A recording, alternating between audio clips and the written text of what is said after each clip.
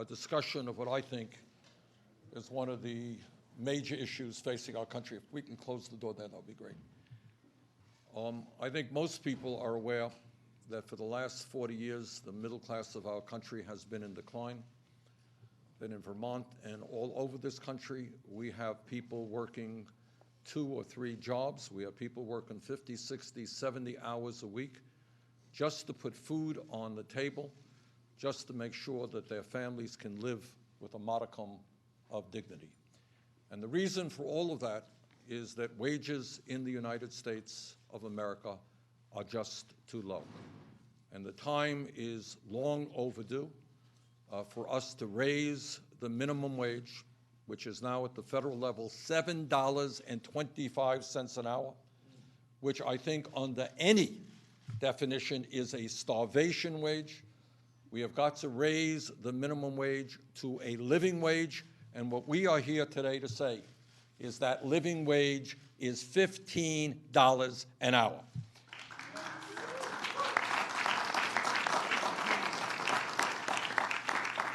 Now, I know it is a radical concept for our Republican friends, but we believe that in the United States of America, the wealthiest country in the history of the world, that if you work 40 hours a week or 50 hours a week, you should not be living in poverty. It must be a wage that people can live in dignity with. It has been 10 years since Congress passed legislation to raise the minimum wage. Since 1968, the minimum wage has lost more than 25% of its purchasing power as millions of Americans work longer hours for lower wages. Their wages are not keeping up with inflation. After adjusting for inflation, the minimum wage today is worth less than it was 50 years ago. So if you want to know why people all over this country are angry, why they're bitter, why they are disenchanted with the government, the truth is they are asking why it is the people on top are doing fantastically well, and yet their standard of living is going down. The erosion of the federal minimum wage is a major reason why more than 43 million Americans are living in poverty. Health care costs are going up. Child care costs are going up, college costs are going up, housing costs are going up, but wages for millions of workers are not going up. So here we are today to say to the working people of this country, we know you can't make it on $8 an hour, $10 an hour. We say to the single mothers all over this country who are working desperately to protect their kids, we know you're not making it on $12 an hour. Our job in the wealthiest country in the history of the world is to make sure that every worker at least has a modest and decent standard of living. So today we're here to say, let's raise this minimum wage to $15 an hour. And now I should also tell you that right here in the Senate, we now have 31 sponsors in the House under the leadership of Bobby Scott and Keith Ellison. They have, and Nancy Pelosi, of course, we have 150, I think, co-sponsors. That's fantastic. Representative Bobby Scott. Thank you. Thank you, Bernie, for your very kind introduction, and I'm proud to stand here today with my colleagues to support the Raise the Wage Act. I'd particularly like to thank the Congressional Progressive Caucus, led by Keith Ellison, Rivalda, and Pocan, for their partnership in this issue. This legislation will raise the minimum wage to $15 an hour by 2024. And I'm glad that we had 150 sponsors a few minutes ago. Now we're up to 152. All right. So it's growing. Our legislation provides important contrast between the Democratic agenda for working families and the agenda promoted by President Trump and congressional Republicans. President Trump and the Republicans have used the 115th Congress and the beginning of the Trump administration to roll back safety and health protections for workers. They're attempting to take health care insurance away from 23 million Americans. They're undermining civil rights enforcement and promoting legislation that would deny workers their hard-earned overtime pay. This week's budget is a reflection of those priorities. But you can count on Democrats to continue to vigorously defend working families each and every day against these attacks. It's been too long since the last increase in the minimum wage, more than 10 years, and while 29 states have already taken action to raise their wages above the federal minimum, in 21 states, the minimum wage worker is still stuck at $7.25 an hour. This leaves a full-time year-round worker with a dependent child living below the poverty threshold. Today's low-wage workers earn less per hour adjusted for inflation than their counterparts did 50 years ago, but productivity, what they've actually earned over that period of time, has actually doubled. Now, raising the wage to $15 an hour will lift the pay of nearly 30% of American workers, reversing the growing trend of income inequality between the top and everybody else. By 2024, workers in every region of the country will need $15 an hour to cover their most basic needs: food, rent, transportation. This legislation will ensure that all hardworking Americans, no matter where they live, can afford the basic necessities of life. This bill will gradually phase out the temp minimum wage so that restaurant workers no longer have to rely on the generosity of their customers to pay their rent. Once the minimum wage reaches 15, the bill has future increases adjusted for inflation. This ensures that the minimum wage will never again fall woefully out of date. By passing the Raise the Wage Act, we will ensure that no one who works hard and plays by the rules will have to live in poverty. Passing the Raise the Wage Act is the right thing to do. It's long overdue, and we're going to get it done this year. Thank you very much. It's now my pleasure to call on the Democratic leader of the Senate, Chuck Schumer. Thank you, Bobby. Thank you. It's great to be here. I want to thank my colleagues, Senators Sanders and Murray, for the great work they did in introducing this bill, and of course, Senators Ellison and Scott for the job they did on the House side, and all of my colleagues who were here as well, and of course, my comrade in arms, Leader Pelosi. Now, to all the workers here, we will never stop fighting for you.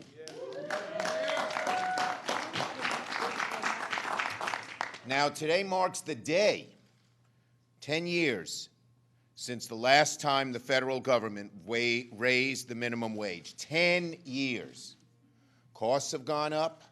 It's harder to earn a living, but the minimum wage has stagnated. President Bush signed into law on May 25th, 2007, legislation increasing the minimum wage to $5.85 and then subsequently to $7.25. Since then, we've had an economic recession. We've had 2 presidents. Yet the one constant in the last 10 years have been the Republicans in Congress who are standing in the way of raising the minimum wage. Look, this president ran on a promise he'd stick up for the American worker. He tried to talk like a different type of Republican who might be willing to work with Democrats on issues that help working people, like many of you here today. But since he's come into office, he has completely turned his back on the American worker. Democrats have been working to put together a bold, sharp-edged economic agenda, and this bill, we are proud to say, will be a part of our agenda that is spoken about and lobbied for and pushed for from one end of the country to the other. And so we're here today to ask President Trump to stick up for working people by supporting our bill to raise the minimum wage to $15 an hour. One of the things we say in America is if you work hard, you should be able, you're not going to become rich if you work hard, but at least you can live a life of dignity. You cannot do that today on minimum wage. You cannot promise your children that they will have a decent life if you're on minimum wage. So that's why we need to raise it and raise it significantly to $15 an hour. It's not even an economic issue, although I think it helps our economy big time. To me, it's a moral issue. It is a moral issue. You work hard, you have a decent life. That's been the American way since our country was founded. And unfortunately, in recent years, we've drifted away from that. The good news is this bill would give nearly half of all the workers in this country a raise. Let me repeat. Hear me? This would give a raise to nearly half the workers in this country. There you go. It's shameful that as we speak, Republicans are debating amongst themselves about how many people they should strip away their health care and how much of a massive tax cut they should give to the uber wealthy. So we Democrats, we're not going to nibble around the edges. We're going to go right for it. We're going to push and fight for bold legislation that will truly make American lives better. We're going to speak directly to our constituents and make the case for this bill, because this bill will actually make people's lives better. Now it's my honor to turn the podium over to Brittany Butler. She's a member of the Union Station Workers Council to tell her story.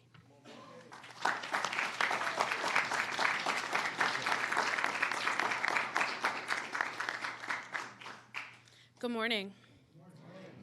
My name is Brittany Butler, and I work right down the street at Union Station. Like many other workers across the country, I've joined up with Good Jobs Nation to fight for $15 an hour in a union. You would think that workers in federal buildings like me earn living wages and enjoy the benefits like health care, paid leave, and retirement savings, but we don't. It's definitely not the case. We're struggling. In fact, the federal government is the leading low-wage job creator in America. Over 2 million workers like myself do not work on behalf of the federal government directly, but we work through contracts, loans, and leases, and we earn poverty wages. A $15 minimum wage can help workers like me a lot. I did the right thing. I went to college, I got an education, and I'm trying to make ends meet and pay my bills. But my student loan debt is constantly increasing, and with thousands and thousands of dollars in student loan debt, I can't repay back that debt with the wages I'm making now. A higher minimum wage can help me provide for myself and my family and start paying back those student loan debts. We work hard and we deserve a living wage, not a wage that guarantees workers a need to rely on public assistance and a handout, but we want a living wage so that we can provide for ourselves. Until now, Republicans in Congress have refused to raise our wages for all workers. Even though President Trump promised that there would be more jobs and better wages for American workers like me, we have seen nothing. He's made empty promises, and he has not followed through on what he said he would do. In fact, he's done just the opposite. The GOP has rolled back worker protections from wage theft to better safety and working environments. These issues affect workers like me every day. Democrats are stepping up and uniting in support of an agenda to rebuild the middle class. And I want to thank you. Everyone in this room, thank you so much for standing with us. We need a strategy to make sure that the government has the interest of workers like me in mind. We don't want one that removes our opportunities for a better life. Good Jobs Nation is proud to stand with Senator Sanders, Senator Schumer, Senator Murray, Keith Ellison, and Mr. Scott. They're introducing this bill today to help workers like me, and I look forward to continue working with them to develop a comprehensive strategy to rebuild the middle class and to uplift families like me. Again, we're trying to fight against the influence of corporate interests in politics. We need a guarantee that taxpayer money goes to create good jobs through federal contracts and loans. We don't want to live in poverty. We want to live with a wage that provides dignity for our families, and we want to be able to provide health and home and safety to our children and our families. We need a voice on the job, and raising that minimum wage is the first step. Thank you so much.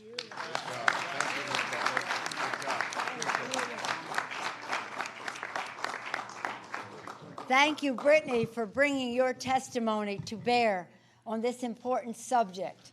And as indicated by what Brittany had to say, this is a very important issue for women workers in our country.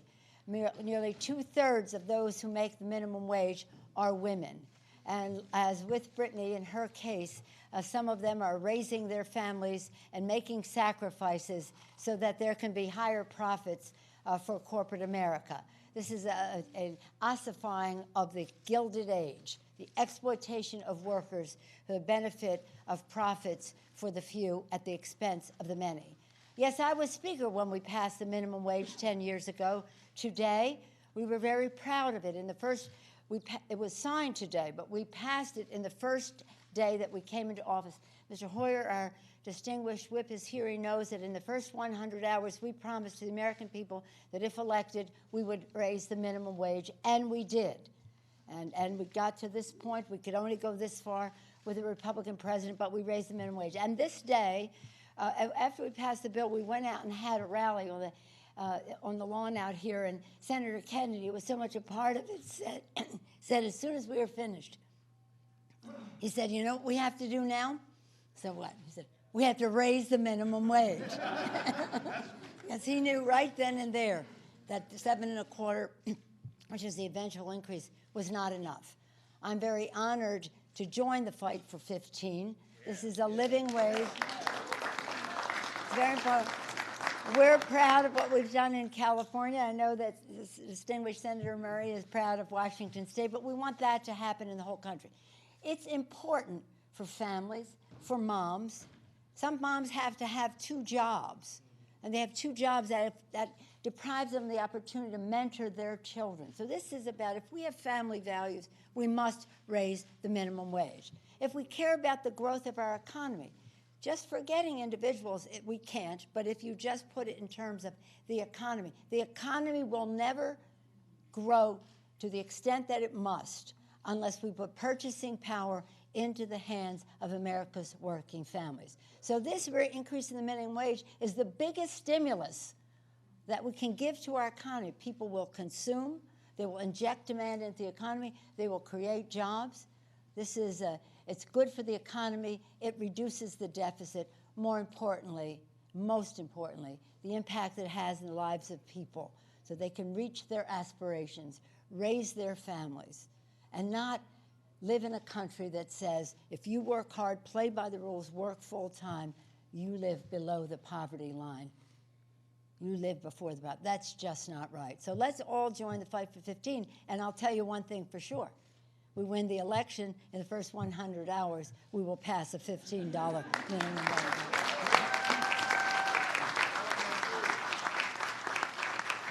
We'd rather have it now. We'd rather win on the issue than worry about the election. A champion on so many of these issues, the great senator from Washington State, Patty Murray. Thank you so much. Thank you. And Nancy, thank you for always being a champion for women and especially for workers. I so appreciate it.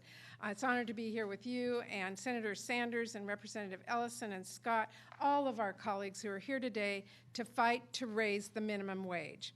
We are here today because of women like McCall. She's a single mom in my home state of Washington. She has 2 little boys, and she's had to work 2 jobs to support her family and put a roof over their heads, meaning she struggles to spend the quality time with her family that so many of us take for granted. She struggles to afford healthy food for her family, for extracurricular activities and weekend trips. That's out of the question for her. She says to me she is one emergency away from homelessness. And no matter how hard she works, she says she cannot afford to plan for tomorrow. The strong steps that we have now taken in Washington State recently to raise the minimum wage will help women like McCall to support her family and become economically secure.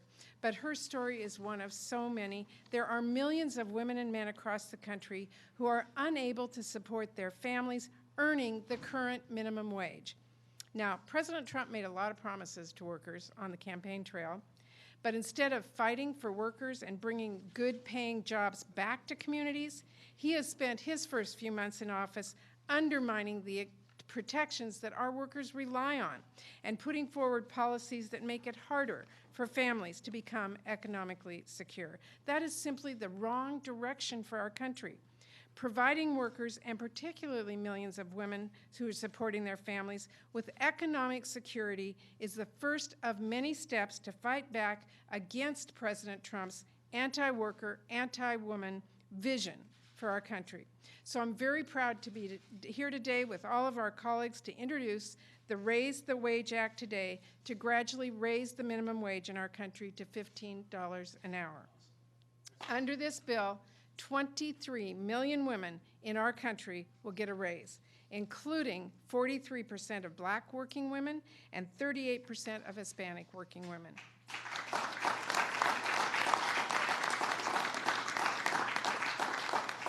And importantly in our legislation, we eliminate the tipped wage. The Raise the Wage Act will help provide economic security to 2/3 of our tipped workers who are women.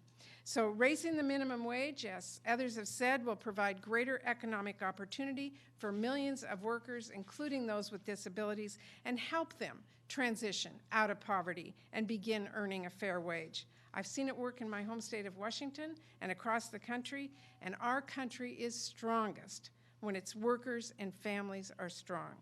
So instead of continuing down the anti-worker policies we have seen, I hope this administration joins us and works to support and fight for $15 an hour. I am very proud to be here today with some really wonderful people, but I'm especially proud to introduce to you Heidi Scherholtz from the Economic Policy Institute, who's done amazing research work on this. Heidi, thank you. Thank you very much. Thank you. I'd like to thank the lead co-sponsors of the bill, Senator Sanders, Senator Murray, Representative Scott, Representative Ellison, as well as Democratic leadership, and all of the Democratic champions of this bill in Congress for fighting for fair pay for our country's workers. And as you all know, we need this fight because the economy isn't actually working very well for most workers. Since the 1970s, wages for most workers have been largely stagnant, but as you also know, the economy has grown a ton since then, and that growth has been captured by a thin slice of workers at the top of the wage distribution, and inequality has increased dramatically. And one thing that's important background that others have touched on is things were not always like this. Prior to the 1970s, we actually didn't see this dynamic of wage stagnation for most workers and rising inequality. I am not saying things were perfect in the 50s and 60s. There were huge disparities, but one thing really worked. As the overall economy grew, low-wage workers actually saw rising living standards. It hasn't happened for a few decades now, but it used to be the case that each successive generation actually did better than the one that preceded it. There were many deliberate policy choices that led to this shift towards wage stagnation and rising inequality. There are many things that need to be reversed, but the minimum wage is one of the most important ones.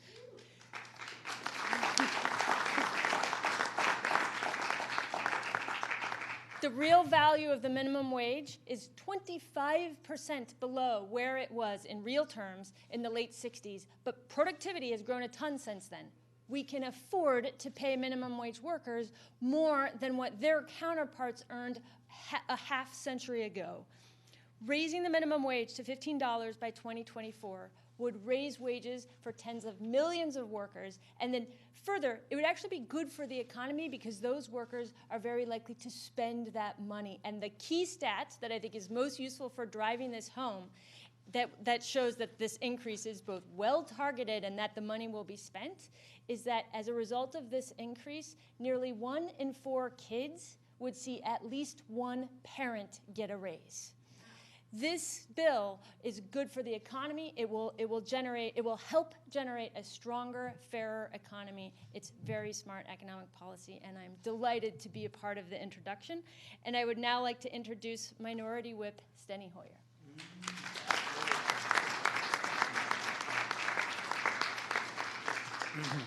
Heidi, thank you very much. I heard you give those statistics, and it is not exactly the statistics I had in mind.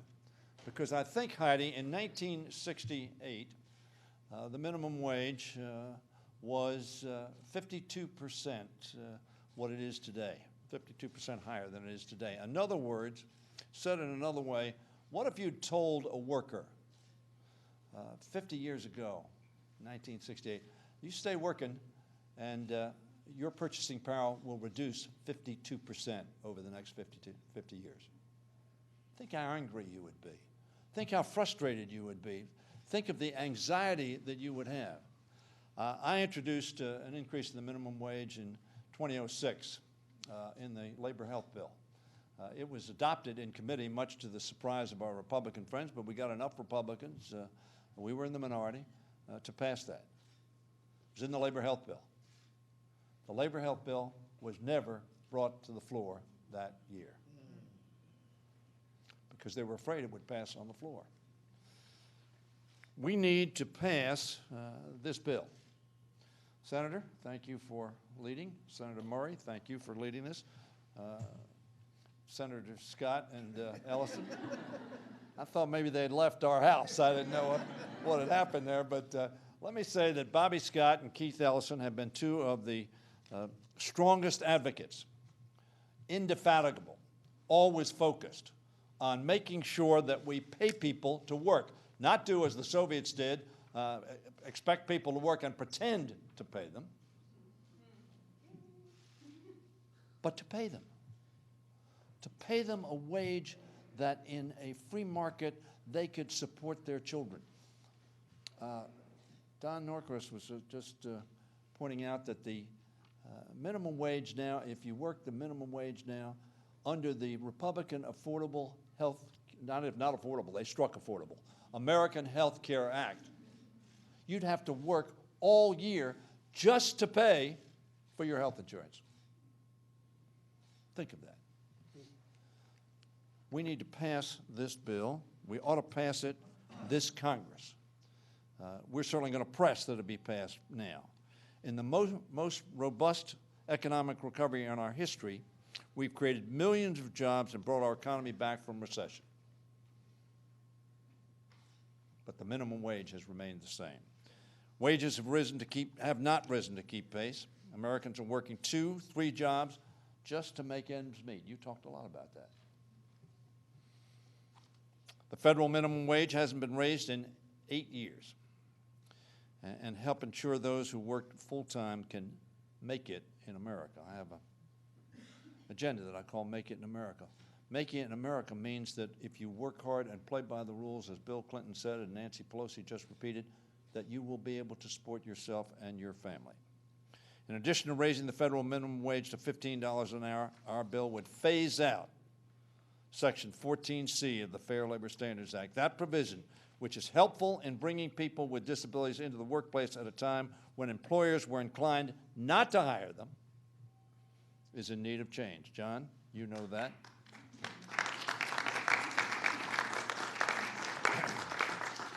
Today, this provision is used to pay Americans with disabilities far less than other American workers, sometimes even a penny an hour.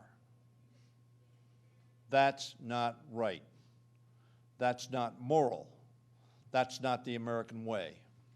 With 21st century employers recognizing the benefits of hiring Americans with differing abilities, it is no longer necessary or acceptable to keep a separate lower minimum wage to entice such hiring. But we recognize that this cannot change overnight, which is why we include a gradual 7-year phase-in period to bring the minimum wage for those with disabilities up to those full $15 an hour. Very frankly, I would be for doing it now. But we have political realities. But the realities also exist for those with disabilities, for those who are on tip wages, for those who are working for a wage that cannot support them or their families.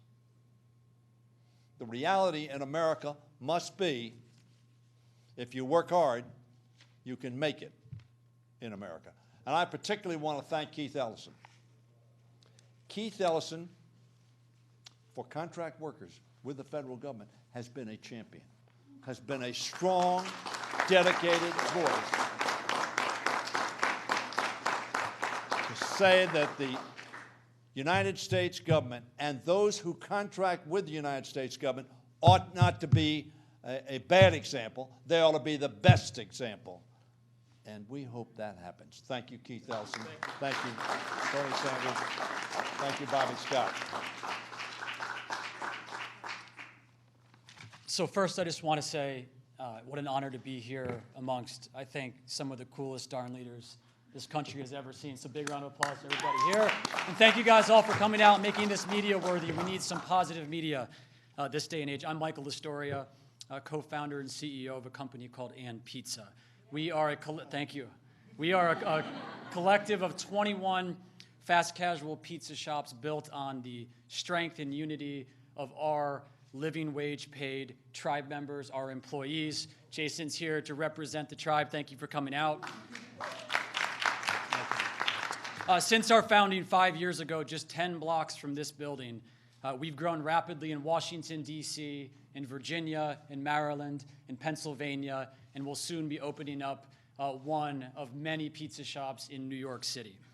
Fair pay is a vital ingredient to our company's culture and the driving force behind our success. It's also a vital ingredient to a majority of what I call next generation restaurant owners. The restaurant industry employs 10% of America's workforce, and despite what many of the larger chains believe, the change is coming, and I'm representative of that change. It started with food quality and sustainability, and it will end with fair wage. It's a simple but critical concept. Allow your staff to thrive and your company thrive. And that's why we support raising the federal minimum wage to $15 by 2024, sooner if you all rally behind me, and actively partner with organizations like Business for a Fair Minimum Wage. I see you there. Thank you for coming out. And the Fight for 15 movement.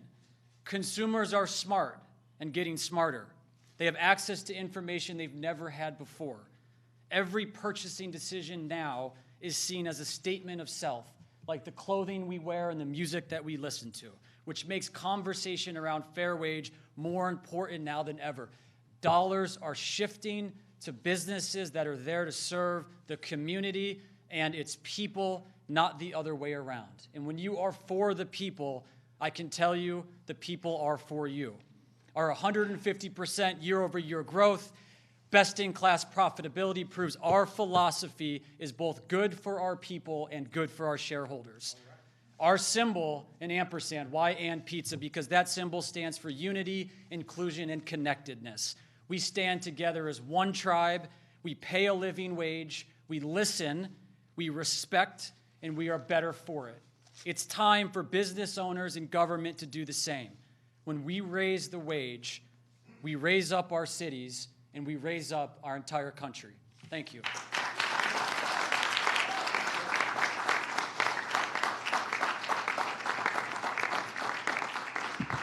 It's a tough speech to follow. Hi, everyone. I'm Raj Nayak. I'm the Director of Research at the National Employment Law Project here in Washington, and I'm proud to stand here today with our congressional champions, with our amazing partners, with responsible business owners to support the Raise the Wage Act of 2017. What's striking today is how far this movement has come. Just 4 years ago, President Obama was pushing for a minimum wage of $9 an hour, which would be a real advance in itself. But in the meantime, workers have been moving. Workers have been striking, and they've been organizing. They've been risking their financial well-being, sometimes their immigration status, to stand up for this cause. Tipped workers have been organizing for their first raise since 1991. It's been 26 years. Thanks to the movement that's been built by these workers like Brittany and supported by many of the folks in this room, we have our champions fighting for $15 an hour. That's why it's so gratifying to be here today with this coalition of civil rights and anti-poverty advocates, also unions and workers' rights advocates, to stand for this bill. We're especially thrilled here to be with the disability community to back a bill that sunsets the sub-minimum wage for workers with disabilities in sheltered workshops. So, we're really excited. We're grateful to our congressional champions for going out with this bold and aggressive bill, and one that reflects our values and what our nation's families really deserve. And with that, I'm really honored to get the chance to introduce one of my heroes, Congressman Keith Ellison. Well, I'm not coming up here by myself. I got to have my buddies Tulsi Gabbard and Don Norcross. Let's come up here with me, guys. These are House members, and let me just tell you, I just hats off and nothing but love to Bernie Sanders, everybody. I want to say America needs a wage, but I remember, and Bernie does too, when we were out there with you, when you were leading the way years ago, right, in front of the Reagan Building, in front of the Union Station, out there, Bernie, I think we were together right out there in front of the Air and Space Museum, and we went all over the country with you together. And when you were out there in the beginning, Paco, Fabian, what'd they say about $15 an hour? Ain't gonna happen. Now you got Pelosi and Schumer, you got Sanders and Scott, you got the leadership of the Democratic caucus on both sides, both houses, hand in hand, together, saying we got to have $15 an hour. And I just want to say, hats off to the workers who led the way. Hats off to the business owners who believe in a high road business model, not a business model that says slam the workers, slam the ingredients on the food, slam everything down and then just jack up the profit high as you can and don't care about the consequences. You guys in the business community who believe that you can do well and do good at the same time, big thumbs up to you. We need you. We're partners. So we are going to pass this. We're going to pass it, but teamwork makes the dream work, right? So you gotta listen to my pals for a second too. All right, get on up there. Thank you, Keith, Senator Sanders, Congressman Scott, Senator Murray, all of the leaders who have represented and championed this issue for so long. Proud to be here among you as we stand together in this fight for 15. It's important to remember, as we invite our Republican colleagues to join us as co-sponsors of this bill and get this legislation passed, that this is not a partisan issue. This is an issue about people. And every single one of us represents constituencies all across the country where people are struggling, working more than one job, living in poverty, trying to put food on the table. This is an issue that has stagnated for far too long. It is our responsibility and our opportunity to do the right thing, to do the moral thing for people all across this country. I'm proud to be here and stand with my colleagues in this and look forward to seeing this legislation pass. Thank you, Gabby. First of all, thank you to everybody assembled up here. I stand before you many, many years ago as a single dad making minimum wage. And that's when minimum wage meant a little bit more. Every one of us who has the honor of serving in this great institution does pretty damn well. We got health insurance, we got a pension. It's remarkable to me, there are those that forget that, what it's like to struggle each and every day. You heard stories before you of those who just trying to make it in America who can't. This is absolutely something as a nation to be shameful of, on how little they're treating those who have the least. So I stand with my colleagues here today, which started as a pebble rolling down the hill, which is becoming a rock, and now it's a boulder. Let's go on, let's pass this $15 an hour rate.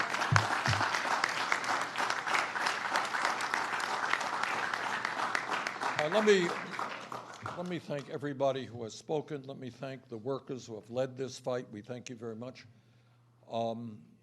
Any questions from the media on this? Okay.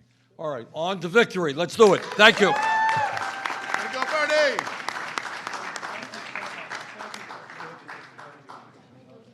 I wanted to shake your hand and try to get me back. Hold on. I got hollered at you. Thank you. We got to chat for a minute.